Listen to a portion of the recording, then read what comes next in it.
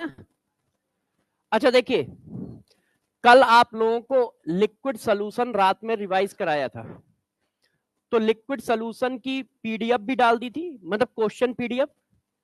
जैसे मान लो कुछ बच्चे क्या है बाद में क्वेश्चन करते हैं, तो क्वेश्चन पीडीएफ भी डाल दी थी, रिवीजन भी करा दिया था, मोल कॉन्सेप्ट का टेस्ट भी डाल दिया था और आंसर की भी डाल दी थी। आज लिक्विड सोल्यूशन का टेस्ट होगा शाम को 10 बजे टेलीग्राम चैनल पे। जो आप लोगों के टेलीग्राम चैनल है, मेरे टेलीग्राम पे भी होगा, पटना वाले टेलीग्राम पे भी होगा, और संकल्प नीट वेदांतु का जो ऑफिशियल यूट्यूब चैनल का टेलीग्राम है उस पर भी होगा। सब पे पेपर जाएगा। आप लोग खूब तेजी से रिवीजन भी करिए, साथ में आपको सारी चीजें करा दूंगा, बस करने की क्षमता आपके अंदर होनी चाहिए। अब भाई वो 2.5 पौने 3 घंटे की शायद क्लास थी, यदि 2.5 पौने 3 घंटे में खड़े होके पढ़ा सकता हूं, आवाज निकाल सकता हूं, तो तुम्हें तो यार डॉक्टर बनना है, हमें थोड़ी कुछ बनना है। हमारा तो हो गया काम, आपको तो डॉक्टर बनना है। ठीक है, आपका तो फ्यूचर है, तो आपको तो तगड़ी मेहनत करनी चाहिए। जो पढ़ा रहा हूं पेपर में वही आएगा, इसकी भी गारंटी है, मगर करना आपकी जिम्मेदारी है। हम लोगों ने कल 54 क्वेश्चन के आसपास किए थे लिक्विड सोल्यूशन के, लिक्विड सोल्यूशन पूरा करा दिया। आज 30 क्वेश्चन और मिल जाएंगे, तो 100 क्वेश्चन और हो गए। 30 क्वेश्चन का टेस्ट मिलेगा आपको लिक्विड सोल्यूशन का रात में 10 बजे, ठीक है। और उसके आंसर की कल आ जाएगी 10 बजे। और आपके लिए एक और भी सीट प्रिपेयर कर रहा हूं, क्यूएसडी की सीट, पूरी फिजिकल केमिस्ट्री की 300 से 400 क्वेश्चन की, वो 26 जनवरी के आसपास रिलीज करूंगा सारे बच्चों के लिए। मगर ये सारी चीजें काम तभी आएंगी जब आप मेहनत कर रहे होगे, नहीं तो जैसे बुके लाइन से लगी होती हैं डोर में आपके, वैसे ही रखी रहेंगी। मगर यदि आप उनको हमारे साथ साथ करते जा रहे हो, तो फिर आप पूरे में पूरे क्वेश्चन करके आओगे। हमारा तो रूल यही रहता है कि 180 आउट ऑफ 180 आए, मगर मेरे पास फिजिकल केमिस्ट्री है तो 20 में से 20 आए, 20 क्वेश्चन आएंगे, 20 के 20 हमें सही करने हैं, और आराम से सही होंगे, इसकी गारंटी मैं दे रहा हूं। बस करना तुम्हें है। ऐसा कुछ नहीं होगा कि कुछ बाहर से आ जाए, या कुछ ऐसा आ जाए जो तुमने देखा ना हो, या कुछ ऐसा आ जाए जो तुमने पढ़ा ना हो, ऐसा कुछ नहीं आएगा। बस करना आपको है, क्योंकि रिवीजन आपको करना होता है, क्वेश्चन आपको लगाने होते हैं। अब मान लो कल सेशन भी हुआ, मेहनत भी हुई, मगर बहुत सारे बच्चों ने हमारे साथ मेहनत की, बहुत सारे बच्चे लाइव थे, मेहनत कर रहे थे, और बहुत सारे बच्चों ने की नहीं होगी, बहुत सारे बच्चों ने रिकॉर्डेड की होगी कि नहीं हम बाद में रिकॉर्डेड कर लेंगे, और बहुत सारे ऐसे होंगे जिन्होंने छोड़ ही दिया होगा। तो यही डिफरेंस है सिलेक्शन होने और ना होने में, और कोई नया डिफरेंस थोड़ी आने वाला है। क्योंकि जितनी ज्यादा रिवीजन लगेगा उतना ज्यादा पेपर अच्छा बनेगा। पेपर सिलेबस पढ़ने से नहीं आता है, सॉल्व होता है, रिवीजन से सॉल्व होता है। कि जब तुम्हारे दिमाग में सारी बातें स्टोर हो जाएंगी, जब तुम्हारे दिमाग में स्टोर होंगी, तब परफॉर्मेंस में कन्वर्ट होंगे। आप देखो, स्पीड बढ़ानी पड़ती है, तो स्पीड प्रैक्टिस से बढ़ती है। आप कोई भी ऐसी चीज बता दो कि तुमने पहली बार की हो, उसमें टॉप किया हो, चाहे वो साइकिल चलाना हो, चाहे स्कूटर चलाना हो, चाहे दौड़ना हो, चाहे कपड़े पहनने हो, चाहे चलना हो, कुछ भी हो, चाहे खाना ही खाना क्यों ना हो। जब बचपन में खाना खाना हुआ तो पहले गार्जियन ने खिलाया तुम्हें, फिर तुमने खाना सीखा तो आधा खाया आधा फैलाया, फिर धीरे धीरे ये खाना सीखा कि हाँ आप पूरा खा लेते हैं, कहीं फैलाते नहीं है। तो इसका मतलब वहां पर भी प्रैक्टिस लग रही है। किसी भी काम को देख लो, हर जगह प्रैक्टिस लगती है।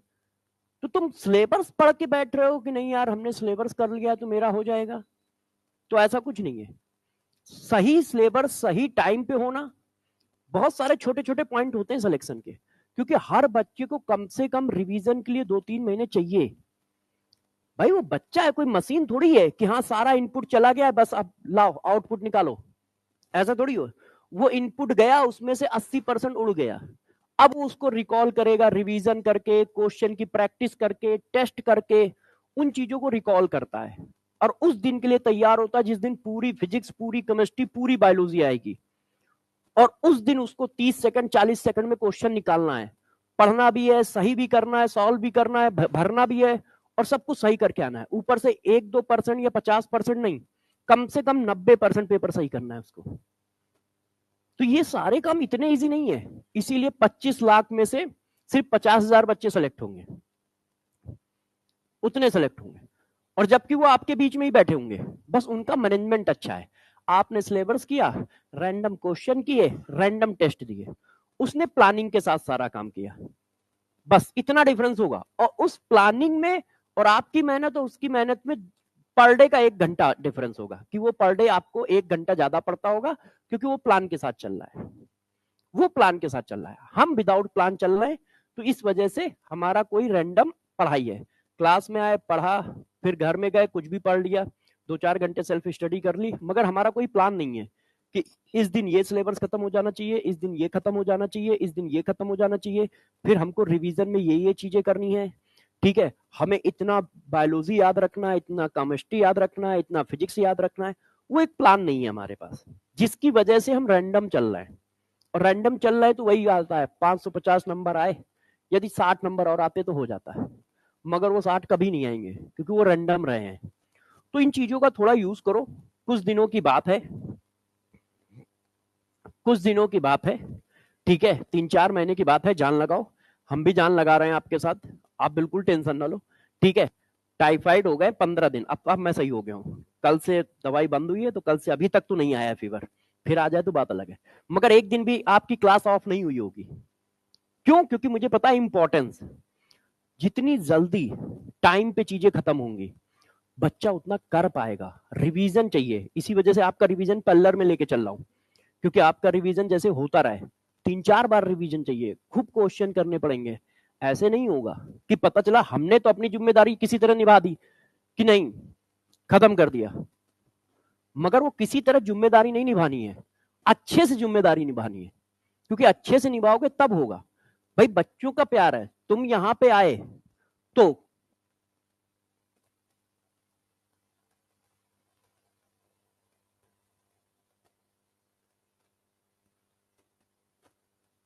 है, सपोर्ट इनका है, मैनेजमेंट इनका है, अच्छा करते हैं, अच्छे लोग हैं, बहुत अच्छे लोग हैं, क्योंकि इनकी फीस बहुत हाई थी मगर उन्होंने हम लोगों के कहने से कम की।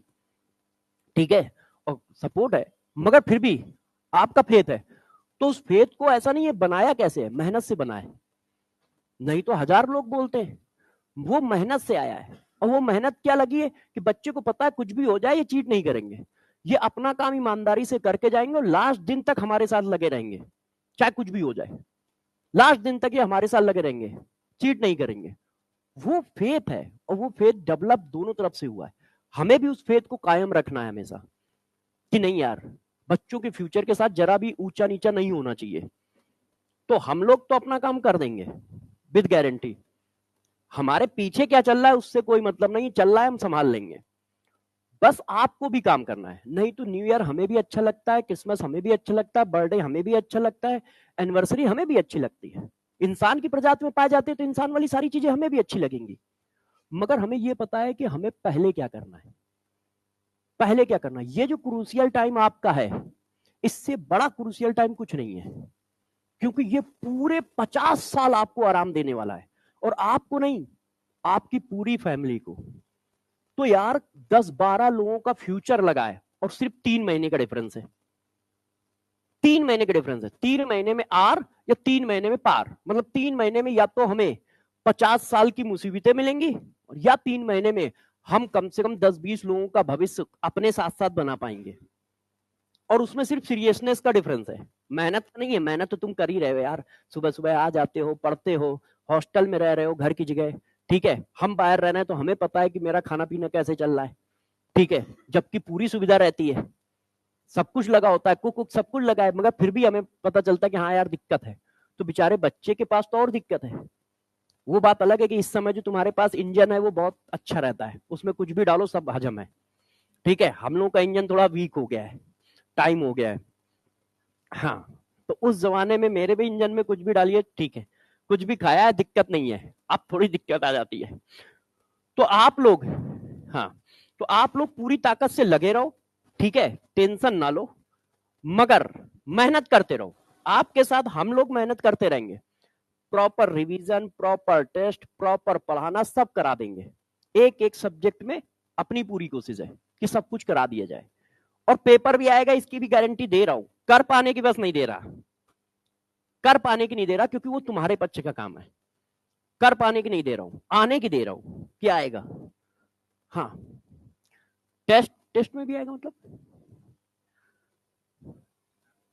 हाँ हाँ, वो सब कर पाओगे तुम, टेस्ट में भी आएगा, जो क्वेश्चन आएगा उसका कॉन्सेप्ट तुम्हें बता रखा होगा, इसमें ऐसा दो ही राय नहीं, क्योंकि सब कुछ तो पढ़ा रखा है, तो जाएगा कहां बाहर से, है ना। और उस पर हर एक पर इतने सारे क्वेश्चन भी करा रखे, कल भी 50 क्वेश्चन किए हम लोगों ने, बैच में 50-60 क्वेश्चन किए हैं, ठीक है, आप लिक्विड सोल्यूशन की कॉपी निकाल लो, कम से कम 40-50 क्वेश्चन किए होंगे क्लास के अंदर, ठीक है, बैच में किए, फिर कल 50 क्वेश्चन कराए, फिर 30 क्वेश्चन का टेस्ट है, हाँ क्वेश्चन पीडीएफ भेज दिया है, सोल्यूशन वाला नहीं, तो सोल्यूशन वाला चाहिए आप लोगों को। अच्छा, मुझे तो 1 वाले बच्चों ने कहा था सर क्वेश्चन पीडीएफ भेज दीजिएगा, ठीक सर, हम बाद में क्या है ना कि आप जैसे वीडियो तो बन गया, अब बच्चों को बाद में रिवीजन करना है कि नहीं यार इसमें से जो क्वेश्चन नहीं आए थे फिर से कर लेते हैं, या इन क्वेश्चनों को फिर से करें, तो अब वो क्वेश्चन कहां से ढूंढे, और वो सोल्यूशन वाली पीडीएफ होती तो ऊपर नीचे सोल्यूशन लिखा है, तो फिर उसमें वो नहीं बन पाता है कि यार हमसे हुआ है कि नहीं हुआ है। तो बच्चों ने कहा था, मैंने कहा ठीक है वो भी भेज दूंगा, उसमें क्या, इसमें पड़ी तो है, कल भेज दूंगा, आज अभी जाके शाम को रात में उसको भी भेज दूंगा, सोल्यूशन वाली भी भेज दूंगा। आप बस लगे रहो ताकत से, हर चीज को एक अपना प्लान बनाओ कि हाँ यार सब्जेक्ट खत्म करना है, इस तरह से रिवीजन भी करना है, फिजिक्स का भी, ठीक है, बायोलॉजी का भी, केमिस्ट्री का भी। हम लोग तो करा ही रहे हैं, जो लोग करा रहे हैं उनके साथ साथ करते जाओ, जैसे हम करा रहे हैं तो आपको प्लान की जरूरत नहीं है, बस उसको करने की जरूरत है, उसको करने की जरूरत है। तो जो सर करा रहे हैं उनके साथ करने की जरूरत है, जो नहीं करा रहे हैं तो आपको खुद करना पड़ेगा कि हाँ भाई वो नहीं करा रहे तो आप कर लो, कराना चाहिए सबको मगर फिर आप कर लो, कराएंगे कभी ना कभी तो कराएंगे, टाइम का होगा मैनेज, ठीक है, हमने अपने टाइम को शुरुआत से ही मैनेज कर रखा है, क्योंकि हम लोगों को पता है इतने सालों से पढ़ा रहा है, ठीक है, ईमानदारी से काम करते तो हम लोग को पता होता है कि किस बैच को कब खत्म कर देना चाहिए, नहीं तो वो बैच स्टार्ट नहीं हो पाएगा, उसका रिवीजन नहीं हो पाएगा।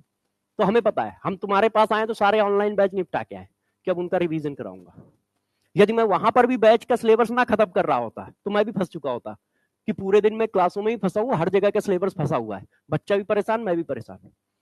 तो ये सब ही छोटी छोटी बातें होती हैं, इसीलिए मैं कहता हूं किसी काम को बस इफिशियंसी कैसे करो, इफिशियंसी से करोगे तो सक्सेस मिल जाएगी अपने आप, मगर उस काम की इफिशियंसी हाई होनी चाहिए, लापरवाही से ना करो। तुम पढ़ाई इफिशियंसी से करोगे अपने आप सिलेक्शन हो जाएगा, क्योंकि तुम ईमानदारी से पढ़ाई कर रहे हो, ईमानदारी से प्रैक्टिस कर रहे हो। लापरवाही से करोगे तो फंस जाओगे जाके बीच में कि वही 500 नंबर आ रहा है, सिलेक्शन नहीं हो रहा है। और वो प्लान अच्छा होना चाहिए, मेहनत तो सभी करते हैं, प्लान अच्छा होना चाहिए कि हाँ आपको पता होना चाहिए कि इस जगह पे इसको खत्म करना है, इससे इसको करना है, फिर ये रिवीजन कराना, फिर ये। अब जैसे हमारे दिमाग में पूरी पिक्चर बनी है, अभी आपको ये रिवीजन कराऊंगा, इसके बाद क्यूएसडी वाले क्वेश्चन दूंगा, क्यूएसडी वाले क्वेश्चन एक हफ्ते के लिए आपको दे दूंगा कि एक हफ्ते में तुम अपना 400 लगाओ, फिर उसके बाद उनके सोल्यूशन दे दूंगा, फिर मैं एनसीईआरटी एग्जाम्पलर का एक फाइल बनाऊंगा और फिर उनको कराऊंगा लास्ट एंड फाइनल। उसके बाद फुल केमिस्ट्री के मॉक टेस्ट, फिजिकल केमिस्ट्री के 11th के 4-5, 12th के 4-5 और पूरे 4-5, लास्ट तक जाते जाते इतना हमारा टारगेट है। और वो सारे बच्चों को करा दूंगा, ऑनलाइन ऑफलाइन, हमारे लिए तो बच्चे ही हैं सब, जितना तुम उतना वो, बस आप सामने रहते हो तो आपके इमोशन दिखते हैं, आपकी मेहनत दिखती है तो दर्द ज्यादा होता है, उनकी दिखती नहीं है तो कम होता है। जैसे कल एक बच्चा आया था मुरादाबाद से, बेचारा मंथन का ही था, मैं जब नीचे उतरा तुम लोगों से वो मिलने आया, मैंने कहा मुझे लगा यहीं कहीं से होगा, पटना अटना से मंथन में, कहता सर मैं मुरादाबाद यूपी से आया हूँ। तो मैंने कहा प्रभु तुम इतनी सर्दी में 10 घंटे ट्रेन में बैठ के क्यों आए हो? तो बस सर मिलने आया हूँ और मेरे 500 नंबर 550 नंबर आते हैं, तो कुछ बातें और बता दो। मैंने कहा मिल भी लूंगा और देख भी लूंगा और पूछ भी लूंगा। तो फिर मैंने उसको अपना नंबर दिया, आप में से किसी को नहीं दिया, उसको दिया, इसलिए नहीं कि वो कोई अलग है, इसलिए कि यार वो फिर 10 घंटे लेके आएगा बेचारा, तुम तो हमको सुबह शाम कहीं भी पकड़ लोगे, है कि नहीं? और वो फिर बेचारा 10 घंटे चल के आएगा। तो मैंने कहा प्रभु अब तुम आना नहीं, तुम व्हाट्सएप डाल देना मुझे, तुम्हें यदि कोई दिक्कत नजर आए, मगर तुम आना नहीं दोबारा, कि तुम इतनी मेहनत करके सर्दी में आते हो, ठीक है। फिर प्रॉब्लम कुछ नहीं थी, ये है कि भाई सर मिल जाएंगे, और फिर मैंने थोड़ा सा गाइड किया कि भाई देखो तुम्हारे 500 आ रहे हैं, इसका मतलब तुम पढ़ते हो, मेहनत करते हो, इसमें कहीं दो राय नहीं। जिसके भी 400 450 से ऊपर आ रहे हैं, इसका मतलब वो बच्चा मेहनत करता है, पढ़ता है, उसको रिफाइन करना है। रिफाइन का मतलब वो जगह ढूंढनी है जहां वो कमजोर है, जहां वो कमजोर है, और उन जगहों को अपने को इंप्रूव करना है, ज्यादा उसको कुछ नहीं करना है। बस हर चैप्टर में उसके 2-3 सब टॉपिक कमजोर है, उस कमजोर सब टॉपिक पे धीरे धीरे करके पकड़ बनानी है और रिवीजन करते रहना है, जैसे 500 वाला रिवीजन नीचे ना आने पाए, और वो धीरे धीरे अपने नंबर बढ़ाता चला जाएगा। आप सबको मैंने कहा था कि एक ऐसी कॉपी बनाओ जिसमें गलत हुए क्वेश्चन लिखे हो, जो टेस्ट में करते हो वो गलत हुए लिखे हो, क्योंकि टेस्ट बहुत सारे होते हैं। क्योंकि यदि कोई क्वेश्चन गलत हुआ है, इसका मतलब वो कॉन्सेप्ट या तो मुझे कम आता है, या वो कॉन्सेप्ट मैं भूल जाता हूं, या उस कॉन्सेप्ट को मैं अप्लाई नहीं कर पाता हूं, नहीं तो सही होता। इसका मतलब मुझे उसका रिवीजन करना है। जो मुझे आता है उसको तो मैं दोबारा भी कर दूंगा, 90% प्रोबेबिलिटी होती है कि उस क्वेश्चन को तुम दोबारा भी सही करोगे। मगर जो पहली बार में गलत हुआ है, उल्टी प्रोबेबिलिटी होती है, 90% फिर प्रोबेबिलिटी है कि वो नहीं आएगा। तो वो 90% की प्रोबेबिलिटी को हमें जीरो करना है। और ऐसा करते करते अभी 4 महीने हैं, जब तुम ऐसा करते करते करोगे, तो जब ये क्वेश्चन दोबारा रिपीट हुआ इस कॉन्सेप्ट का, तो तुम कर दोगे। क्यों? क्योंकि तुमने अलग कॉपी में लिख रखा है, उसको तुम 4 बार रिवाइज करते हो। इसको साल में 1 बार करते हो, तो उसको महीने में 2 बार करते हो, 3 बार करते हो। क्यों? क्योंकि तुम्हें पता है कि ये सेट ऑफ कॉन्सेप्ट, ये सेट ऑफ क्वेश्चन हमें नहीं आते इस चैप्टर के। इसका मतलब ये वो कॉन्सेप्ट है जहां मैं गलती करता हूं या भूलता हूं। तो जितने भी पेपर देते जाते हो, जो तुम्हें क्वेश्चन गलत हो गए पेपर में या तुमसे नहीं निकले, उनमें एक तरह का चिन्ह बनाते जाओ और उनको रिवीजन किया करो। उन क्वेश्चनों को बार बार लगाओ, और दूसरे क्वेश्चन लगाने की जरूरत नहीं है। वो तो सर के साथ करते जाओ या टेस्ट के साथ करते जाओ, मगर वो क्वेश्चन जरूर लगाओ, क्योंकि वो कहीं ना कहीं तुम्हें उस कॉन्सेप्ट को, तुम्हारा गलत हुआ है, चाहे वो फिजिक्स हो, चाहे केमिस्ट्री हो, चाहे वो हो बायोलॉजी, तो तुम्हारे नंबर इंप्रूव होंगे। जैसे बच्चे कहते हैं ना, सर 400 पे अटके, 500 पे अटके, बढ़ ही नहीं रहे। तो बढ़ नहीं रहे, इसका मतलब क्या है कि तुम अपनी कमियों को सुधार नहीं रहे हो। तुम्हें जो आता है उसी पर तुम पॉलिश मारते जा रहे हो, तुम उसी पर पॉलिश मारते जा रहे हो, तो तुम्हारे नंबर उसी के आसपास आते जा रहे हैं, मगर जो कमियां हैं वो दूर नहीं हो रही हैं। अब जब कमियां दूर होंगी तो इफिशियंसी बढ़ेगी, नंबर बढ़ जाएंगे। तो ये छोटी छोटी बातें करते रहेंगे। अब हम लोग चैप्टर चालू करते हैं। लास्ट क्लास में हम लोगों ने गिब्स फ्री एनर्जी किया है, तो आपकी अभी 2 हेडिंग बाकी है। एक सेकंड लॉ का एक स्टेटमेंट लिखाना है, थर्ड लॉ का एक स्टेटमेंट लिखाना है, एंट्रोपी ऑफ यूनिवर्स बतानी है। ये 3 स्टेप जो पॉइंट है मिसिंग है। ठीक है, आज हम लोग करेंगे थर्मोकेमिस्ट्री। हेडिंग डाल दो थर्मोकेमिस्ट्री। हाँ, क्या spontaneous temperature greater than equivalent condition. Equilibrium temperature की वैल्यू क्या है? Delta H upon delta S. और स्पॉन्टेनियस टेम्परेचर की वैल्यू क्या है? इस रेशियो से ग्रेटर, है ना। देखो, आपने कहा कि इक्विलिब्रियम टेम्परेचर जो है, आपने कहा इक्विलिब्रियम टेम्परेचर ये है, कल बताया था। फिर आपने कहा स्पॉन्टेनियस टेम्परेचर ये है,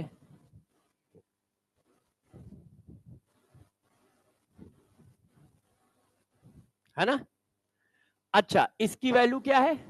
ये, तो ये यहां डाल दो, तो आ गया कि स्पॉन्टेनियस टेम्परेचर जो है वो इक्विलिब्रियम टेम्परेचर से ज्यादा होगा, है ना।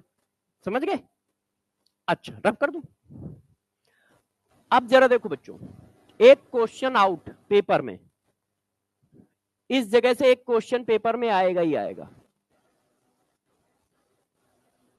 थर्मो केमिस्ट्री से, और बहुत इजी है। बुक पे मत जाइएगा,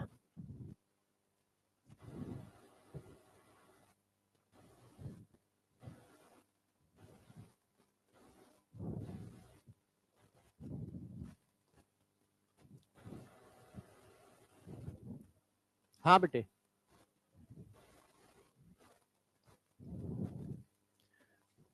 वो 1 2 3 एक पेज छोड़ दो बस। हाँ, वैसे ये थर्मोडाइनिक्स ही चैप्टर चल रहा है, थर्मोकेमिस्ट्री भी थर्मोडाइनिक्स में ही आता है ना। तो वो चैप्टर अभी वही कंटिन्यू है, कोई अलग चैप्टर नहीं है। हाँ, बस ये हेडिंग थोड़ी बड़ी है, मगर इससे कॉन्सेप्ट बहुत छोटे हैं। तो आप चाहो तो एक पेज छोड़ दो, चाहो तो कोई ना छोड़ो, लास्ट में उसको लिख लेना। अब जरा सब लोग ध्यान दें, 5-7 मिनट दें, ठीक है। आपको कुछ बातें बताता हूं। देखो, थर्मोकेमिस्ट्री में हम क्या करते हैं, केमिकल रिएक्शन पर बात करते हैं। आपने अभी जब पीछे पढ़ा तो प्रोसेस पढ़े, वो प्रोसेस केमिकल रिएक्शन नहीं थे। वो प्रोसेस मेनली हमारे क्या थे, पिस्टन ऊपर जा रहा है, नीचे जा रहा है, हीट मिल रही है, हीट जा रही है। अब जो हम बात करने जा रहे हैं उसमें सिर्फ केमिकल रिएक्शन का इन्वॉल्वेशन है, कि सिर्फ केमिकल रिएक्शन होगी। तो देखो, थर्मोकेमिस्ट्री में हम क्या स्टडी करते हैं, heat exchange in a chemical reaction, heat exchange in a chemical reaction, कि केमिकल रिएक्शन में हीट कैसे एक्सचेंज होती है, इसको स्टडी करते हैं। ठीक है, अब मैं इस चैप्टर की शुरुआत कर रहा हूं। ये सब तो पढ़ा दिया है, अच्छा डिलीट मार देंगे। अब देखो पहली हेडिंग गौर से समझिए सब लोग, पहली है हीट ऑफ रिएक्शन।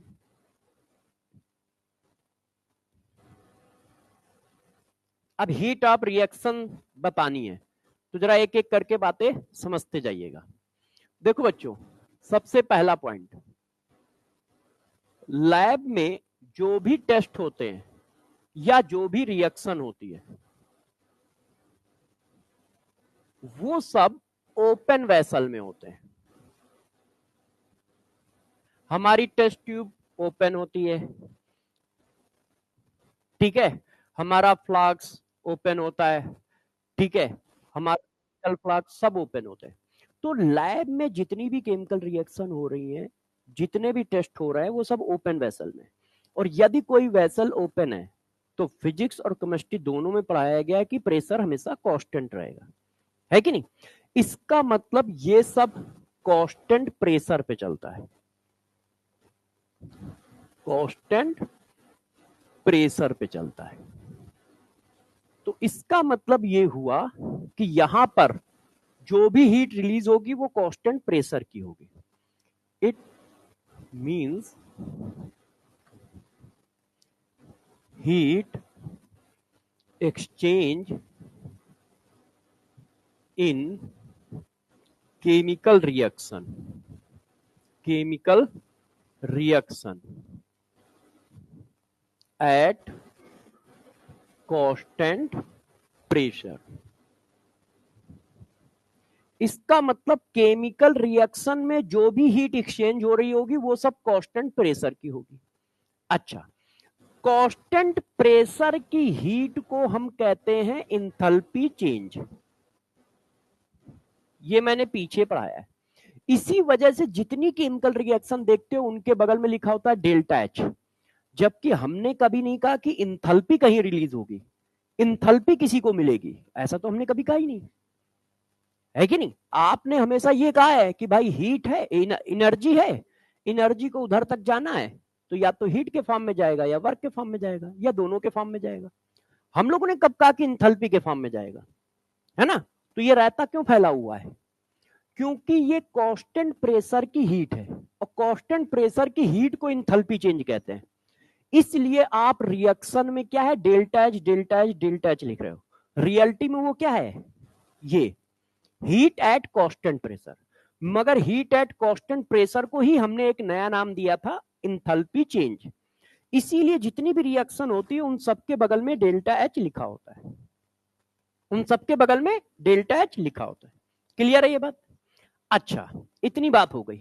अब जरा देखो, दो तरह के प्रोसेस होते हैं, एक होता है एंडोथर्मिक रिएक्शन, बिल्कुल बेसिक से बता रहा हूं। एंडोथर्मिक रिएक्शन एक होती है, एंडोथर्मिक रिएक्शन का मतलब होता है ड्यूरिंग रिएक्शन एनर्जी गेन होगी, है ना, देनी पड़ेगी मतलब गेन होगी। During reaction energy gain, reaction energy gain करेगा। हम सिस्टम की बात करते हैं, जैसे आप कह रहे हो देनी पड़ेगी, इसका मतलब तुम सराउंडिंग की तरफ से बोल रहे हो, सराउंडिंग देगा ना, हम तो सिर्फ सिस्टम के बारे में बोलते हैं, तो सिस्टम तो ले रहा है इसीलिए हम लोग कह रहे हैं गेन। अच्छा, एक्सोथर्मिक किसको बोलते हैं, एक्सोथर्मिक रिएक्शन वो रिएक्शन होंगी जिसमें एनर्जी निकलेगी और डेल्टा एच का साइन कैसा होता है, निगेटिव। तो ड्यूरिंग रिएक्शन एनर्जी रिलीज, है ना, या लॉस, जो भी आप बोलना चाहें दोनों सही है। इतनी बातें हो गई।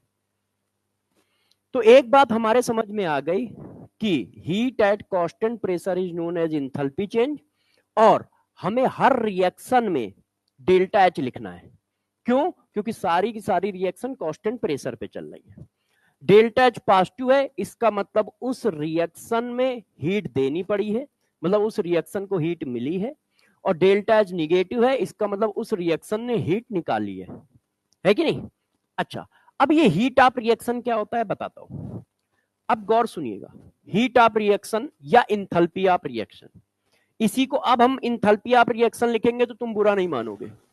क्यों? क्योंकि कांस्टेंट प्रेशर की हीट है, तो इसी को हमने बोला enthalpy of reaction.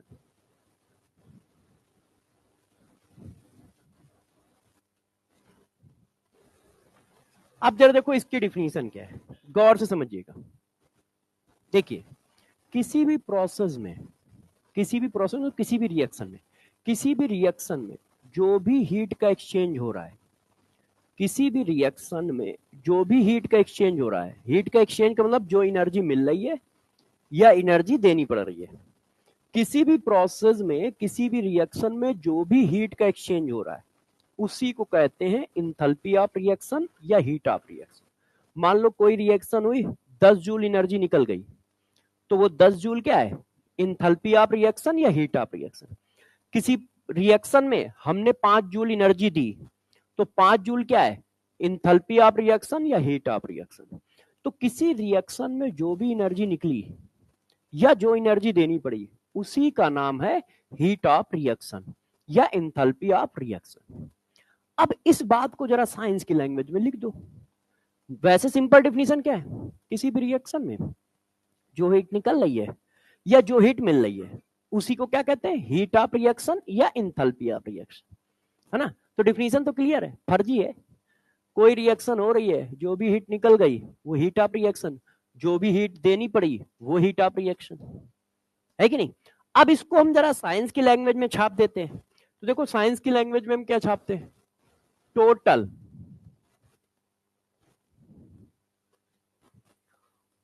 Total amount of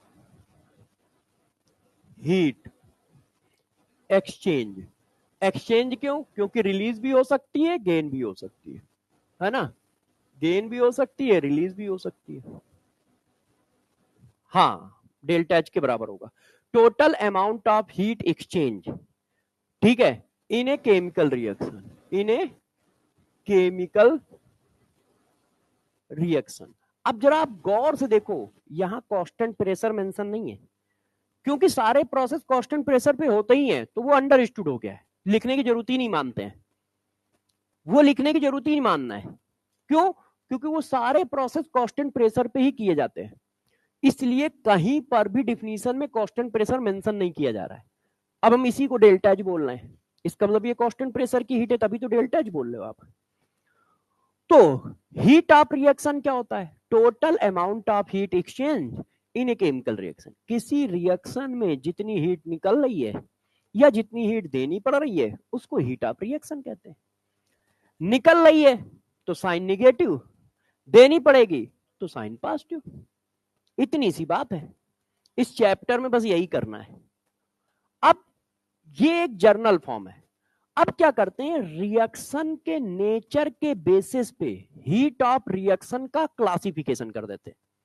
जैसे हाइड्रोकार्बन का आप क्लासिफिकेशन कर देते हो उसके नेचर के बेसिस पे कि हाँ भाई, जो CnH2n+2 को फॉलो कर रहा है उसका नाम आज से एल्केन रखा जाएगा, जो CnH2n को फॉलो कर रहा है उसका नाम आज से एल्कीन रखा जाएगा, ठीक है, जो CnH2n-2 को फॉलो कर रहा है उसका नाम आज से एल्काइन रखा जाएगा। है तो वो हाइड्रोकार्बन ही, और जो एरोमेटिसिटी को फॉलो कर रहा है उसका नाम आज से एरोमेटिक हाइड्रोकार्बन रखा जाएगा। तो है तो हाइड्रोकार्बन ही। तो हीट ऑफ रिएक्शन एक जर्नल टर्म है।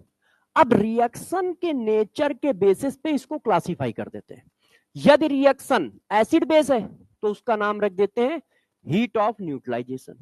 यदि रिएक्शन में तुम किसी चीज को जला रहे हो तो उसका नाम रख देते हैं हीट ऑफ कंबशन। तो अब हम नॉमेनक्लेचर कर रहे हैं, क्लासिफिकेशन कर रहे हैं, किसके बेसिस पे? रिएक्शन के नेचर के बेसिस पे, स्पेसिफिकेशन के बेसिस पे कि वो रिएक्शन कौन सी है ना? तो इसका मतलब अब इसी को पढ़ेंगे फर्जी पाम में, यही हेडिंग अब चलती रहेगी इस पूरे चैप्टर में, 2 क्लास में। अब हाँ, 2 क्लास में आई थिंक खत्म हो जाएगा। थर्मोकेमिस्ट्री शायद शायद, वैसे ये 1.5 घंटे वाली है तो हो सकता है ना हो, 1-2 घंटे वाली लो ले। एक दिन मैं पूरी प्रैक्टिस कराऊंगा एक क्लास में, सिर्फ प्रैक्टिस, तो 3 क्लास या 2 क्लास अभी मान लो। अच्छा हो गया तो ठीक है, नहीं हुआ तो और ले लेंगे यार, ऐसी क्या बात है। अब देखो, अब मैं क्लासिफिकेशन कराने जा रहा हूं, क्योंकि कल की क्लास में सिर्फ मैं heat of enthalpy of reaction ऊपर पढ़ा के आया हूं और कुछ नहीं पढ़ा पाया हूं। तो आज उनकी थर्मोकेमिस्ट्री की दूसरी क्लास है, जैसे आपकी पहली है उनकी दूसरी, तो 3 लगेंगे क्योंकि आज नहीं खत्म होगा।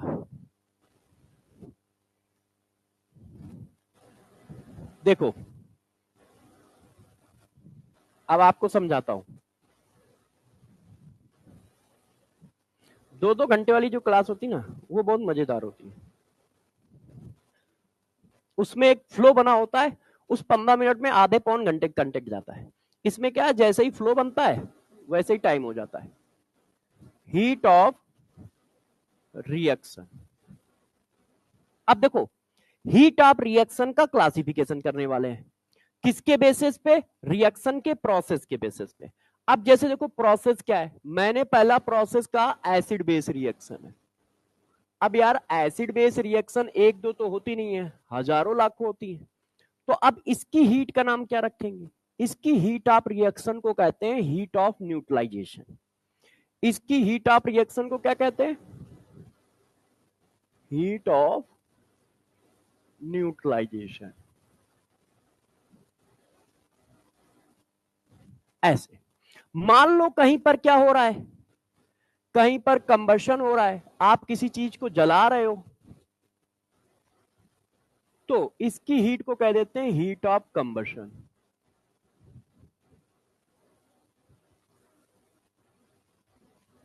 किसी चीज को जला रहे हो, मान लो आप किसी चीज का फॉर्मेशन कर रहे हो, कोई चीज बन नहीं है, कोई मॉलिक्यूल बनना है, तो उसका नाम रख देते हैं हीट ऑफ फॉर्मेशन।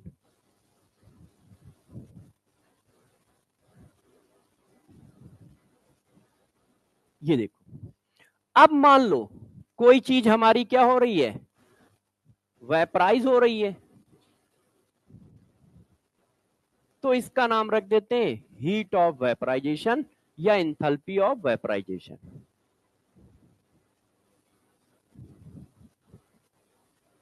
ये देखो, मान लो कहीं पर बॉन्ड ब्रेक हो रहे हैं, तो इसका नाम रख देते हैं बॉन्ड इंथैल्पी या bond dissociation energy.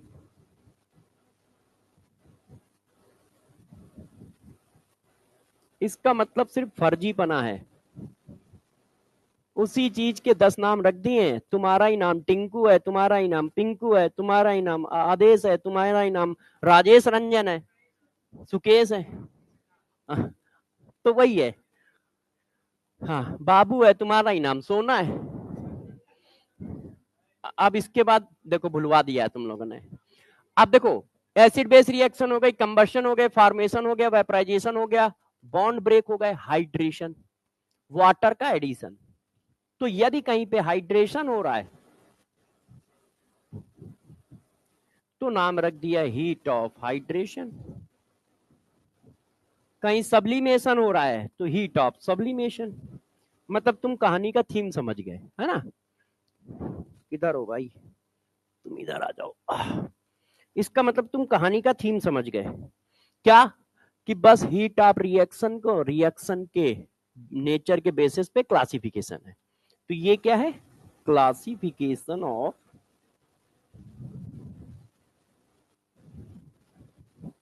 Heat of reaction, है ना। क्लियर है इतनी बात, कोई दिक्कत तो नहीं है। अच्छा, जब मैं पढ़ता था तो मुझे भी बहुत इससे डर लगता था कि पता नहीं कितनी सारी हीट है, कैसे मैनेज करें। बाद में जब मैं थोड़ा सीख गया, बड़ा हुआ, तो मुझे पता था ये बड़ी फर्जी बात थी यार, पता नहीं लोग बता कैसे रहे थे मुझे सही से, जैसे बुकों में छितरा के लिखा हुआ है कि हाँ भाई ये हीट है, पढ़ो पढ़ो पढ़ो पढ़ो पढ़ो, है मतलब बस हीट लिखी है पढ़ो आप, मगर वो एक सीक्वेंस में आया कि यार ये है क्या चीज। तो अब जरा देखो, हाँ पूरा फैला रखा है उसमें रहता। अब देखो एक एक करके इनको इंडिविजुअल फॉर्म में पढ़ना है, मतलब हीट ऑफ रिएक्शन ही पूरे चैप्टर में पढ़नी है और कुछ नहीं पढ़ना है। अब हम एक एक करके इनके इंडिविजुअल फॉर्म को पढ़ लेंगे, और जैसे ही पढ़ लेंगे सबको वैसे ही खत्म हो जाएगा। सब ओपन कंटेनर में हो रहा है, कुछ नहीं, तभी तो आप डेल्टा एच लिख रहे हो सबको, है ना, इसीलिए मैंने पहले ये बात बताई। अच्छा, इस जगह 2 पॉइंट और लिख लो, आपको बता चुका हूं मगर लिख लोगे तो एक जगह लिखे रहेंगे। सब लोग ध्यान दो इधर, आवाज नहीं। इंथैल्पी क्या है? एक्सटेंसिव प्रॉपर्टी है। इसका मतलब इसको क्या करोगे? जोड़ घटा सकते हो, है कि नहीं, क्योंकि एक्सटेंसिव प्रॉपर्टी है तो जोड़ घटा सकते हो। दूसरा स्टेट फंक्शन है, पूरे चैप्टर में ये सेकंड वाला ही कॉन्सेप्ट लगेगा, स्टेट फंक्शन है। ये दोनों बातें हम पीछे बता चुके हैं मगर यहां पे यूज होंगी फ्रीक्वेंटली। अब आप हेडिंग डालोगे हीट ऑफ फॉर्मेशन। देखो लिखेंगे इसमें बहुत सारा, मगर सब बातें आपको मैं पीछे पहले ही पढ़ा चुका हूं, मगर मैं लिखूंगा बहुत सारा। अब देखिए हीट ऑफ फॉर्मेशन का मतलब क्या है। बच्चों ने कहा सर कॉन्सेप्ट क्या है चैप्टर का, तो चैप्टर का कॉन्सेप्ट जरा समझिएगा, उसकी डिफिनीशन है। जितनी ज्यादा अच्छे से तुम्हें डिफिनीशन आती है उतनी ज्यादा अच्छे से क्वेश्चन निकाल पाओगे।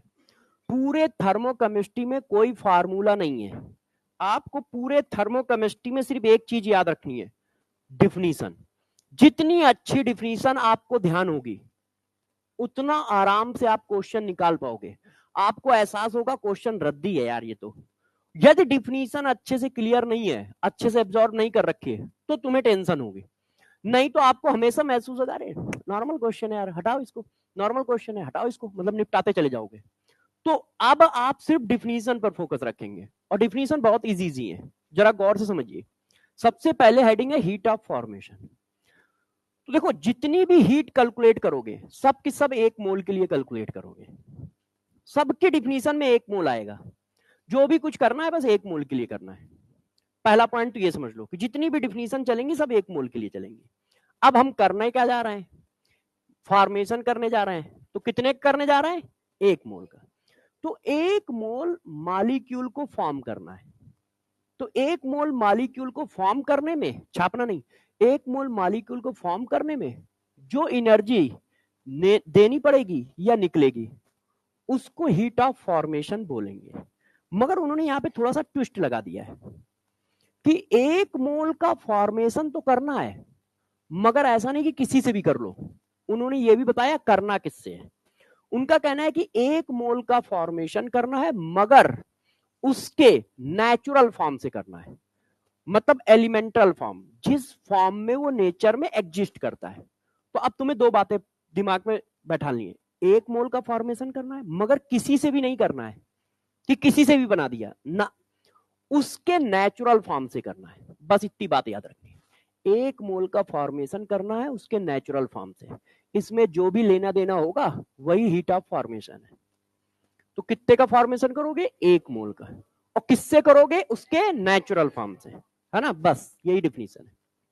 अब इसको हम साइंस में अपना चिपका देंगे, है ना, तेल और मसाला लगा के एकदम बढ़िया डरावनी टाइप की। तो जरा देखो 1 मोल मॉलिक्यूल का फॉर्मेशन करना है, ठीक है, किससे करना है? उसके नेचुरल फॉर्म से। मतलब ऐसा नहीं कि सिर्फ 1 मोल का फॉर्मेशन करना है, 1 मोल का फॉर्मेशन आधी डिफिनीशन है कि 1 मोल का फॉर्मेशन होना है। किससे होना है ये भी डिफाइन है, उसके नेचुरल फॉर्म से, एलिमेंटल फॉर्म से, मतलब जिस फॉर्म में वो नेचर में एग्जिस्ट करता है। फॉर एग्जाम्पल, पहले डिफिनीशन समझा लूं फिर लिखेंगे। जैसे देखो ये हमारा वाटर ले लेते हैं, वाटर लिक्विड बनाना है। तो वाटर लिक्विड बनाने के हमारे पास बहुत सारे तरीके। मैंने HN लिया, OHN लिया, देखो वाटर बन गया। तो ये देखो डिफिनीशन आधी है, 1 मोल का फॉर्मेशन हो रहा है, यहां 1 लिखा है ना, तो 1 मोल का फॉर्मेशन हो रहा है, मगर क्या उसके नेचुरल फॉर्म से हो रहा है? तो ये चेक करते हैं। हाइड्रोजन में, हाइड्रोजन नेचर में किस फॉर्म में पाया जाता है? H2। क्या ये H2 लिखा है? नहीं। ऑक्सीजन नेचर में किस फॉर्म में पाया जाता है? O2। क्या ये O2 लिखा है? नहीं। इसका मतलब ये हीट ऑफ फॉर्मेशन रिएक्शन नहीं है। आधी डिफिनीशन सही है कि 1 मोल का फॉर्मेशन कर रहे हो, मगर पूरी डिफिनीशन थी कि 1 मोल का फॉर्मेशन करना है, उसके नेचुरल फॉर्म से करना है। भाई ये नेचुरल फॉर्म नहीं है, इसका मतलब ये रिएक्शन जो है वो हीट ऑफ फॉर्मेशन नहीं है। कौन सी रिएक्शन हीट ऑफ फॉर्मेशन है? तो देखो हमने लिखा कि 1 मोल का फॉर्मेशन करना है। अब इसका natural form hydrogen gas with physical state चलेगा, इसका नेचुरल फॉर्म ऑक्सीजन गैस। अब बैलेंस कर लो क्योंकि 1 मोल का करना है। तो देखो अब 1 मोल का फॉर्मेशन है और उसके नेचुरल फॉर्म से है, तो अब ये पूरी डिफिनीशन है। इसका मतलब ये heat of formation of water reaction है। मैं कहूं कि इसमें से कौन सी reaction heat of formation of water वाली रिएक्शन है, तो सेकंड, पहला क्वेश्चन यही आएगा कि इसमें से कौन सी reaction heat of formation of carbon dioxide है, इसमें से कौन सी reaction heat of formation of HF है। तो आपको कितना बनाना है? 1 मोल। 2 मोल बन गया तो भी गलत हुआ, डिफिनीशन 1 मोल की है, तो 1 मोल बनाना है। किससे बनाना है? उसके नेचुरल फॉर्म से। फॉर एग्जाम्पल, क्योंकि इस पर क्वेश्चन आता है तो पहले मैं क्वेश्चन देता हूं, डरना नहीं है। देखो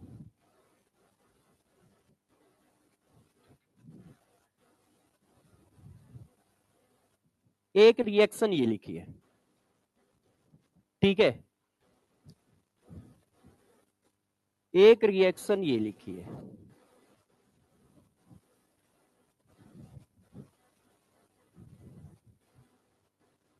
और एक रिएक्शन ये लिखी है।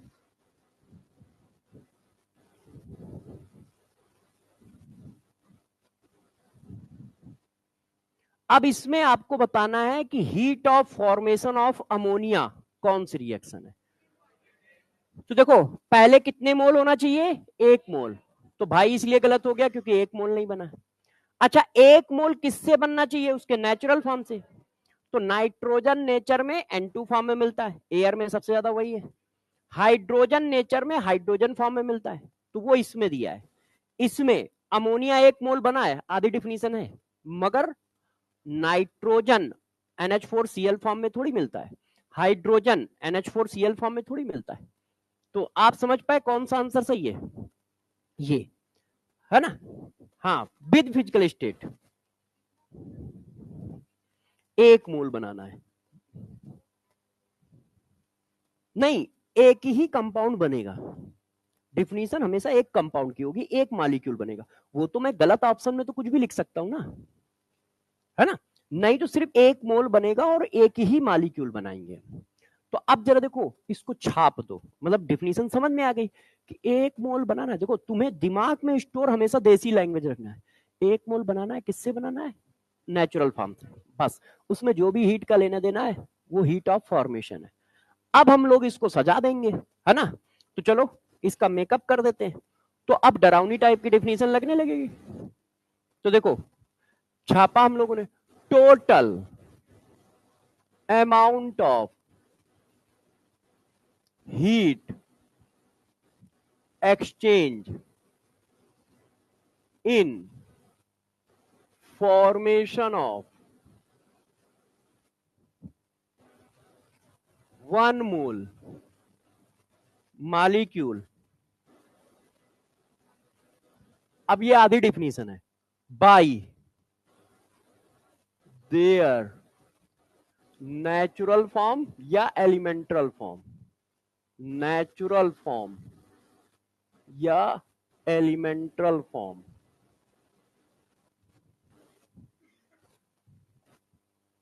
Elemental form of all constituents element. अब जरा देखो थोड़ा सा अच्छा फील आ रहा है कि हाँ कोई बड़ी साइंस पढ़ा दी अफसर ने। अभी तक लग रहा था फर्जी साइंस पढ़ाई। 1 मोल का फॉर्मेशन करना है, नेचुरल फॉर्म से करना है। अब थोड़ा फील आ रहा है, हाँ हम बड़ी क्लास में पढ़ा रहे हैं, है ना। Total amount of heat exchange in formation of 1 mole of molecule by there natural form of all constituents element. अच्छा हम लोगों ने कहा भाई ठीक है, आपने कहा हमने मान लिया। अब जरा देखो बच्चों, मतलब जिससे मिलके बने, जैसे ये मॉलिक्यूल नाइट्रोजन और हाइड्रोजन से मिलके बना है, उनके नेचुरल फॉर्म। इतनी बात हम लोगों ने बताई, बच्चों ने कहा ठीक है। अब देखो जो डिफिनीशन है वही कॉन्सेप्ट है, ध्यान रखना, सबसे ज्यादा इंपॉर्टेंट यही है, इसी से सारे क्वेश्चन हम लोग करेंगे। अब इस एक और टर्म होता है, एक टर्म होता है standard, standard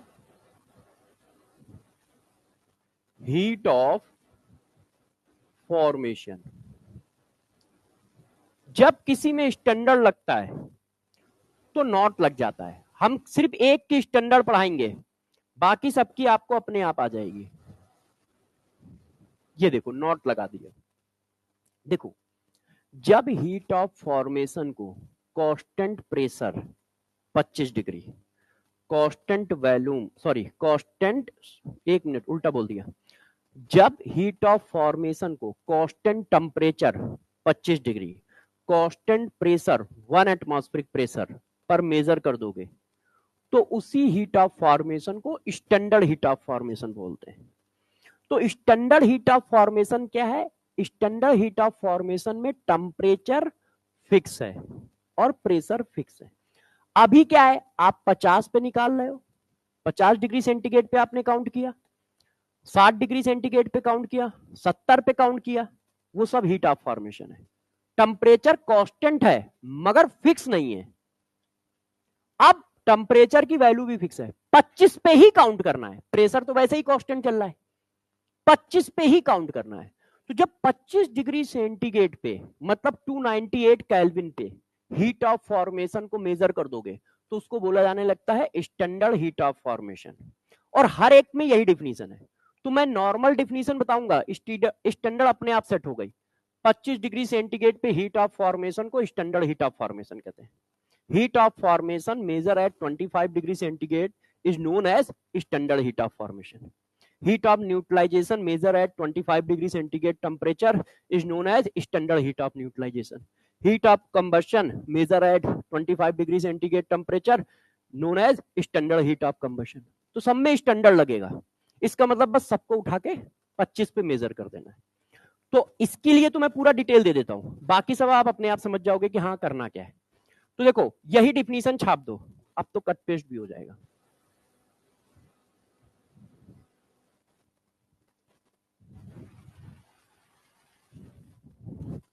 at constant temperature, वो टेम्परेचर कितना है 25 डिग्री सेंटीग्रेड। लो भाई स्टैंडर्ड की डिफिनीशन लिख गई है, लिखेंगे खूब, रहता खूब फैला है, पढ़ाया कुछ नहीं है। पढ़ाया इतनी सी बात है, 1 मोल कंपाउंड बनाना है, किससे? नेचुरल फॉर्म से। एक लाइन पढ़ाई है छोटी सी, लिखा देखो, लग रहा है कुछ महान काम कर दिया, इधर भी भर दिया उधर भी भर दिया, है ना। अब जरा देखो यार, यहां तक बात आ गई हमारी। तो स्टैंडर्ड और नॉर्मल में डिफरेंस समझ पाए? स्टैंडर्ड वाली 25 डिग्री सेंटीग्रेड पे मेजर की गई है, नॉर्मल वाली किसी पर भी, बस कांस्टेंट है मगर क्या है पता नहीं। ठीक है, तो अब हमारे दिमाग में है 1 मोल कंपाउंड बनाना है और उसके नेचुरल फॉर्म से बनाना है। हाँ कट पेस्ट कर लो आप भी। अब देखिए, आपने कहा कि सर कोई एक ऐसी बात बताओ जिसमें मजा आ जाए, तो मैंने कहा ठीक है एक और बात बताता हूं। अब गौर सुनिए, standard heat of natural form, जैसे डेल्टा जी में बताया था कि स्टैंडर्ड गिव free energy of natural form of element is suppose to be 0, उसी तरह स्टैंडर्ड हीट ऑफ फॉर्मेशन है। Standard heat of formation natural form की 0 सपोज की गई है, एलिमेंटल फॉर्म की 0 सपोज की गई। कभी क्वेश्चन में देगा नहीं, आपको अपने आप 0 डालनी होगी। तो ये पॉइंट याद रखना, इस पर भी क्वेश्चन रहता है। तो मैं छाप देता हूं, शॉर्टकट में लिख दूं, ये हो गया standard heat of formation is 0, किसकी 0 होती है? All natural form of element. Natural form की स्टैंडर्ड हीट ऑफ फॉर्मेशन 0 है। अब गौर से ध्यान रखिएगा, नेचुरल फॉर्म की 0 है, नॉर्मल की 0 नहीं है। अच्छे से ध्यान रखो, नेचुरल फॉर्म की 0 बोली है, ठीक है। नेचुरल फॉर्म में कौन सी, स्टैंडर्ड को जीरो बोला है, स्टैंडर्ड हीट ऑफ फॉर्मेशन को जीरो बोला गया है, नॉर्मल हीट ऑफ फॉर्मेशन को जीरो नहीं बोला गया है ना। तो इस पर भी क्वेश्चन आएगा, इनमें से किसकी हीट ऑफ फॉर्मेशन जीरो होगी, तो आपको देखना पड़ेगा किसकी जीरो होगी, नेचुरल फॉर्म की। जैसे मैं एक क्वेश्चन देता हूं, हाँ वेरी गुड, उस पर ही क्वेश्चन दे रहा हूं, अभी छापो नहीं, पहले समझ लो, है ना, समझना भी जरूरी है, ज्यादा जरूरी है। देखो हाइड्रोजन किस फॉर्म में मिलता है, हाइड्रोजन गैस। सोडियम किस फॉर्म में मिलेगा, सोडियम सॉलिड, है ना। नाइट्रोजन किस फॉर्म में मिलेगा, Br2 किस फॉर्म में मिलेगा, आयोडीन किस फॉर्म में मिलेगा, Cl2 किस फॉर्म में मिलेगा, और F2 किस फॉर्म में मिलेगा। अब देखो कार्बन किस फॉर्म में मिलेगा, कार्बन के कई फॉर्म, ग्रेफाइट, डायमंड, कोक, सब कुछ, मगर उसमें से किसी एक फॉर्म को जीरो माना जाएगा। जो स्टैंडर्ड गिब्स फ्री एनर्जी में पढ़ाया था, डिक्टो वही है, वहां वो जीरो थी नेचुरल फॉर्म की, वैसे ही यहां पर। तो कार्बन का सिर्फ ग्रेफाइट फॉर्म जीरो होगा, इसी तरह सल्फर का सिर्फ रोम्बिक फॉर्म जीरो होगा, ये मैं कल पढ़ा चुका हूं, और फास्फोरस का व्हाइट फॉर्म जीरो होगा। इन सब की heat of formation, standard heat of formation क्या होगी, जीरो, क्योंकि नेचुरल फॉर्म है, क्योंकि नेचुरल फॉर्म है। तो नेचुरल फॉर्म की standard heat of formation zero होती है। अब देखो इसके क्वेश्चन पैरेलल में मैं कराता जा रहा हूं, एक क्वेश्चन इधर से आता है डिफिनीशन से, कि डिफिनीशन में पहचानो कि कौन सी रिएक्शन हीट ऑफ फॉर्मेशन है, एक क्वेश्चन इस वाले पॉइंट से आता है। देखिए, select the correct option in which standard heat of formation is equal to 0। एक ऑप्शन आपको दिया मैंने, iodine gas, iodine liquid, iodine solid, all. तो किसकी होती है, नेचुरल फॉर्म की। अब आयोडीन का नेचुरल फॉर्म कौन सा है, तो आयोडीन का नेचुरल फॉर्म सॉलिड वाला है, इसकी जीरो होगी, बाकी सबकी जीरो नहीं होगी, है ना। तो आयोडीन की जीरो नहीं होती है, आयोडीन सॉलिड की जीरो होती है कि नहीं, बात समझ गए कैसे किया। तो एक क्वेश्चन तो ऐसा ही आता है कि भाई इस पॉइंट पे बेस्ड आ गया कि करो। अब एक क्वेश्चन ऐसा, गौर से देखिए, डरिएगा नहीं, हीट ऑफ फॉर्मेशन में कितने मोल बनाते हो, एक मोल, है ना, क्लियर है। एक मोल की एनर्जी हीट ऑफ फॉर्मेशन है, सबको पता है ना, डरना नहीं। अब देखना, मैंने क्वेश्चन दिया, heat of formation of water is -540 kilojoule पर मोल, ठीक है। Calculate total energy release in formation of 1.8 gram water by given reaction, H2 gas plus half O2 gas plus water liquid। Option भी दे देता हूं, -540 किलोजूल, -54 किलोजूल, -4 पॉइंट इतना kilojoule, और none of these. अब जरा देखो, अब जिसको डिफिनीशन नहीं याद है, उसको फर्जी ले रखा है, तो उसका क्वेश्चन बनेगा ही नहीं। यदि हीट ऑफ फॉर्मेशन दी है, इसका मतलब कितने मोल की दी है, एक मोल की। तो एक मोल वाटर के फॉर्मेशन की एनर्जी दी है, और हमें कितने मोल वाटर बनाना है, 1.8। है कि नहीं? तो भाई सिंपल सी बात है, हम इसको ऐसे कर देंगे, इधर कर देते हैं, इतनी जगह में हो जाएगा। देखो 1 मोल का मतलब 18 ग्राम, बुरा तो नहीं मानोगे, डायरेक्ट लिख रहा हूं। 18 ग्राम वाटर के फॉर्मेशन में इतनी एनर्जी खर्च होती है, यही तो कह रहे हो आप। हीट ऑफ फॉर्मेशन का मतलब क्या है? 1 मोल का फॉर्मेशन। तो 1 मोल के फॉर्मेशन में इतनी एनर्जी खर्च होती है, तो इतने में तो दोनों तरफ 10 का डिवाइड कर रहे हो, उधर भी कर दो, ये आ गई, तो इतनी एनर्जी रिलीज होगी।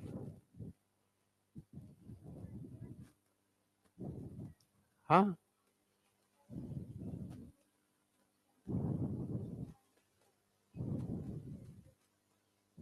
प्रभु, वाटर नेचुरल फॉर्म थोड़ी ना है, नेचुरल फॉर्म तो ये है, ये है। आप तो वाटर की पूछ रहे हो ना, है ना? इसकी हीट ऑफ फॉर्मेशन स्टैंडर्ड डालनी होगी, क्वेश्चन में 0 डाल देंगे, इसकी डालनी होगी 0 डाल देंगे, इसकी क्यों 0 डालेंगे? हाँ, इतनी बात क्लियर हुई। अब वो डाटा थोड़ा टफ देगा, मैंने डाटा इजी दिया जैसे हमको कॉन्सेप्ट समझाना था, डाटा नहीं। तो वो डाटा हो सकता है टफ दे, जैसे मोल बनाना और तुम्हें थोड़ी कैलकुलेशन करनी पड़े। अब इसको पलट देता है कभी कभी क्वेश्चन, अब उल्टा क्वेश्चन, 1.8 ग्राम वाटर का फॉर्मेशन करने में इतनी एनर्जी निकलती है bye given reaction, calculate heat of formation of water. तो 0.1 मोल में इतनी एनर्जी देनी निकलती है, तो 1 मोल में कितनी निकलेगी?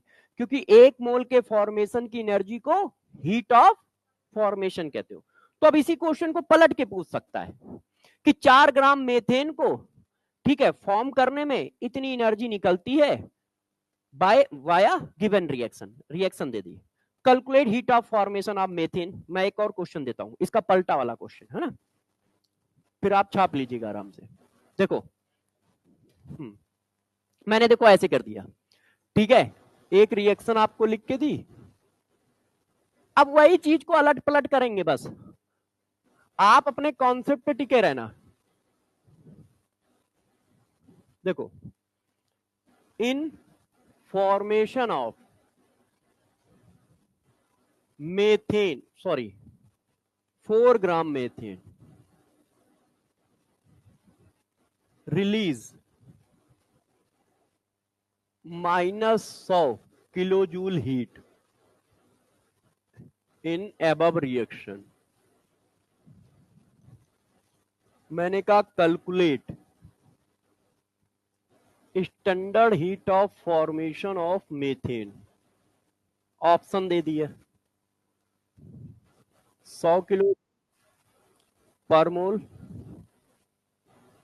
-400 किलो जूल पर मोल। अब देखो तुम्हें क्वेश्चन रद्दी समझ में आएंगे, क्योंकि तुमको पूरी डिफिनीशन अभी क्लियर है। 1 महीने बाद यही क्वेश्चन टफ लगेंगे, क्योंकि डिफिनीशन ध्यान नहीं होगी। तो भाई हीट ऑफ फॉर्मेशन पूछने का मतलब तुम क्या पूछ रहे हो? 1 मोल के फॉर्मेशन की एनर्जी। तो भाई तुमने इतने मोल फॉर्म किया है, 4 ग्राम, 4 ग्राम का मतलब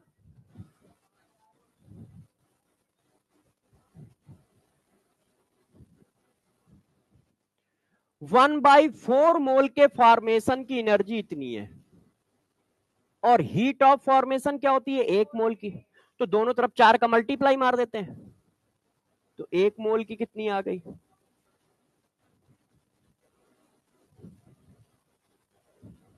है,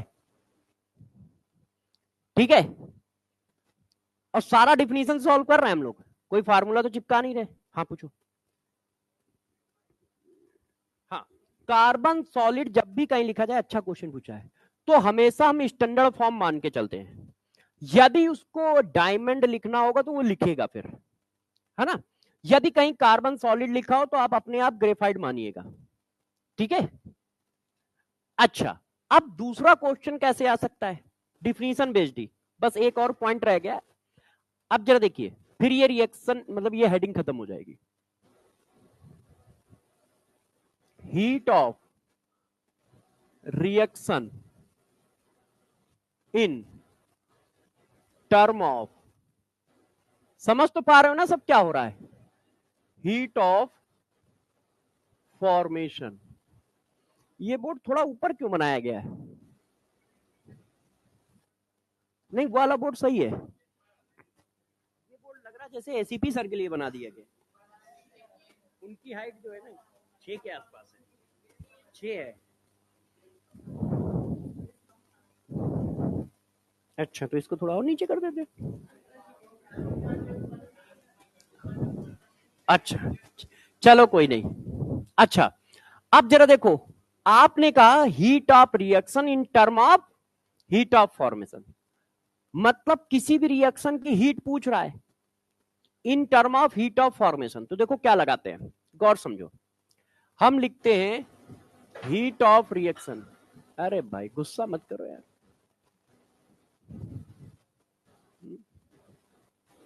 ऐसा कुछ थोड़ी नया लिख दिया है। देखो, हाँ, तो देखो heat of reaction in term of heat of formation कैसे लिखी जाएगी? Heat of formation of product minus heat of formation of reactant. सारे प्रोडक्ट की हीट ऑफ फॉर्मेशन, सारे रिएक्टेंट की हीट ऑफ फॉर्मेशन का डिफरेंस हीट ऑफ रिएक्शन है। तो बच्चों ने कहा नहीं सर, थोड़ा मजा नहीं आ रहा, आप कुछ मतलब इसको अप्लाई करके दिखाओ। तो मैंने कहा ठीक है यार, इसको अप्लाई करके दिखाते हैं। जैसे ये देखो, ये हमारा है एसिटिलीन, ठीक है। अब मैंने इसमें क्या किया, एसिटिलीन से मैंने बेंजीन बना दिया। ये देखो, एक सिंपल रिएक्शन। अब मैंने कहा इसकी हीट ऑफ रिएक्शन निकालो। अब दोनों की हीट ऑफ फॉर्मेशन सपोज करो दी है, तो अब वो कह रहा है कि हीट ऑफ रिएक्शन निकालो। अब ये कोई हीट ऑफ फॉर्मेशन रिएक्शन तो है नहीं, तो अब इसकी हमें रिएक्शन निकालनी, तो हम देखो कैसे लिखेंगे, heat of reaction equal to, ये प्रोडक्ट है ये रिएक्टेंट। अच्छा, हीट ऑफ फॉर्मेशन कितने मोल की होती है? 1 मोल की। तो यहां पे देखना पड़ेगा कितने मोल हैं, रिएक्शन बैलेंस होनी चाहिए तभी ये लगेगा, ठीक है। तो देखो ये कितना है, 1 into heat of formation of benzene. 1 मोल की हीट इतनी है और 1 ही मोल की रखनी भी है। अच्छा, माइनस प्रोडक्ट सारा लिख गया, एक ही था, अभी जरा 3 into heat of formation of acetylene. क्यों? क्योंकि हीट ऑफ फॉर्मेशन 1 मोल की होती है और यहां यूज कितने हो रहे हैं, 3 मोल। तो इसलिए कॉफिशिएंट का मल्टीप्लाई चलेगा, क्योंकि हीट ऑफ फॉर्मेशन किसी की दी है तो वो 1 मोल की दी है और रिएक्शन में उसके 3 मोल यूज हो रहे हैं। तो हमेशा बैलेंस रिएक्शन करके ऐसे निकालोगे कि coefficient into heat of formation of product, coefficient into heat of formation of reactant. 4 product है 4 रिएक्टेंट है, तो इसी तरह से करते चले जाओगे। इस तरह से हम क्वेश्चन को निकालेंगे। जैसे इसी क्वेश्चन में अब मैं डाटा सेट कर देता हूं, देखो इसी क्वेश्चन में डाटा सेट कर देता हूं। मैंने कहा calculate heat of, calculate heat of reaction. Reaction क्या है, ये है, if heat of formation of acetylene and benzene are, ठीक है, -100 किलो जूल पर मोल एंड -200 किलो जूल पर मोल रिस्पेक्टिवली।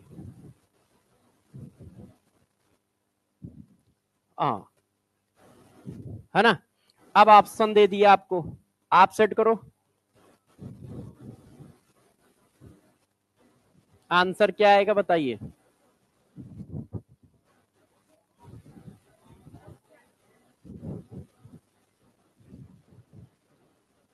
ये देखो, अब मैंने इसको निकाला कैसे भाई, हीट ऑफ फॉर्मेशन दे रखी है ना, तो हीट ऑफ रिएक्शन को हीट ऑफ फॉर्मेशन के टर्म में ऐसे लिखा जाता है।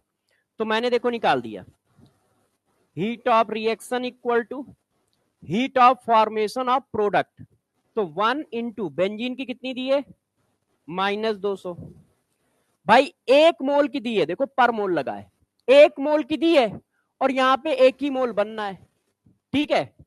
अच्छा, अब रिएक्टेंट लिखो, 1 मोल की दी है और यहां 3 मोल यूज हो रहे हैं, कोएफिशिएंट का मल्टीप्लाई करते चलना है।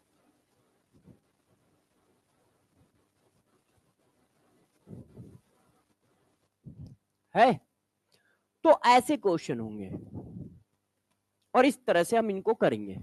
तो एक इस टाइप का क्वेश्चन आएगा कि आपको क्या है, मॉलिक्यूल की हीट ऑफ फॉर्मेशन दी है और किसी जर्नल रिएक्शन की हीट ऑफ रिएक्शन पूछ लेंगे। ये तो कोई एक जर्नल रिएक्शन है, ये किसी का फॉर्मेशन तो है नहीं भाई। 1 मोल बेंजीन बनना है, क्या नेचुरल फॉर्म से बनना है? नहीं। तो ये तो एक जर्नल रिएक्शन लिखी, उसकी हीट ऑफ रिएक्शन पूछ रहा है, मगर गिवन क्या कर रहा है, उन मॉलिक्यूल की हीट ऑफ फॉर्मेशन। तो यदि उन मॉलिक्यूल की हीट ऑफ फॉर्मेशन गिवन कर रहा है तो हम इस तरह से फार्मूला यूज कर लेंगे ये, और इससे क्वेश्चन बना लेंगे। ठीक है, अब मुझे जरा बताना क्लास कितने टाइम ओवर होती है? अच्छा, तो अभी इसमें एक कॉन्सेप्ट और है कि इसी क्वेश्चन को हम दूसरे मेथड से भी कर सकते थे, मगर वो कल बताऊंगा, इसीलिए मैंने टाइम पूछा, क्योंकि उसको पढ़ाने के लिए 10-15 मिनट चाहिए। आप इतना छापिए, कल मुझे बता देना कि सर आपने कहा था इसमें कुछ और बताना है। ठीक है, ये हेडिंग फिर खत्म हो जाएगी। तो समझ पाए, इतनी देर में कुछ नहीं पढ़ाया है, सिर्फ 2 लाइनें पढ़ाई हैं। एक, किसी रिएक्शन में जो हीट रिलीज हो रही है, गेन हो रही है, उसको हीट ऑफ रिएक्शन कहते हैं। फिर हीट ऑफ फॉर्मेशन, 1 मोल का फॉर्मेशन करना है उसके कॉन्स्टिट्यूएंट्स एलिमेंट से। बस 2 ही लाइन पढ़ाई है, उसी में घूम फिर रहे हैं। अब लिखा इतना दिया है, लगता है बहुत पढ़ा दिया है, ये देखो। ठीक है ना, तो लिखावे पे मत जाना।